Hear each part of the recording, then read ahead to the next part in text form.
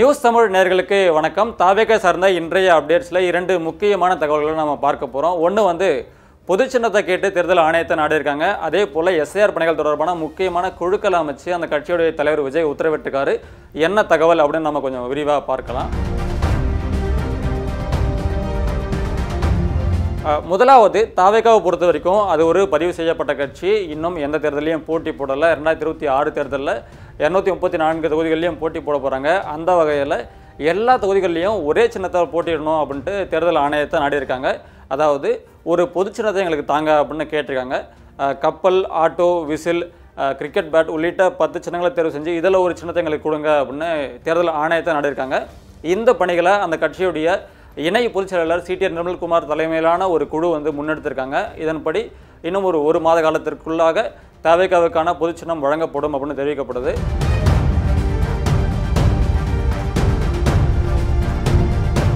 தாவேகாவுக்கு எந்த சின்னம் பொருத்தமாக இருக்கும், அது எது சரியாக இருக்கும் அப்படின்ற உங்களுடைய கருத்துக்களை கமெண்ட்டில் சொல்லுங்கள். இரண்டாவதான செய்தி, எஸ்ஐஆர் பணிகள் தொடர்பான முக்கியமான குழுக்களை அமைச்சு உத்தரவிட்டிருக்காரு தாவேகா தலைவர் விஜய்.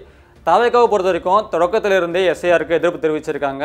அதுபோக சமீபத்தில் நடந்த தாவேகா சிறப்பு பொதுக்குழுவில் கூட எஸ்ஐஆர் பணிகளை நிரந்தரமாக நிறுத்தி வைக்கணும் அப்படின்னு ஒரு தீர்மானம் இடம்பெற்றிருந்துச்சு. இந்த சூழலில் தான் எஸ்ஐஆர் பணிகள் தொடங்கிட்டதால் தமிழ்நாடு முழுக்க எல்லா தொகுதிகளிலையுமே எஸ்ஐஆர் பற்றி பொதுமக்களுக்கு ஒரு விழிப்புணர்வு மேற்கொள்ளணும், இந்த எஸ்ஐஆர் பணிகள் முறையாக சரியாக நடக்குதா அப்படின்றத கண்காணிக்கணும் அப்படின்ற பேரில் குழுக்களை நியமிச்சிருக்காங்க.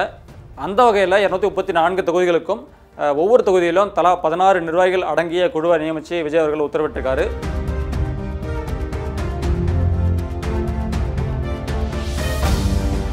நான்கு கழக நிர்வாகிகள், 2 இளைஞரணி நிர்வாகிகள், 2 மாணவரணி நிர்வாகிகள், 4 மகளிர் அணி நிர்வாகிகள், 2 வழக்கறிஞர் அணி நிர்வாகிகள், 2 தகவல் தொழில்நுட்ப அணி நிர்வாகிகள் அப்படின்னு 16 பேர் அடங்கியிருக்காங்க.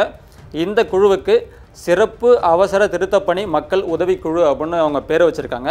ஸோ இந்த குழுவுடைய நோக்கம், தமிழ்நாட்டில் தகுதியுள்ள ஒரு வாக்காளர் கூட அவங்களுடைய வாக்குரிமையை இழந்துடக்கூடாது, தேர்தல் ஆணையம் எஸ்ஐஆர் பணிகளை சரியாக அவங்க பண்ணுறாங்களா அப்படின்றத கண்காணிக்கணும், இந்த எஸ்ஐஆர் தொடர்பான முழுமையான ஒரு விழிப்புணர்வை மக்கள்கிட்ட ஏற்படுத்தணும் அப்படின்ற குழுவை இவங்க நியமிச்சிருக்காங்க.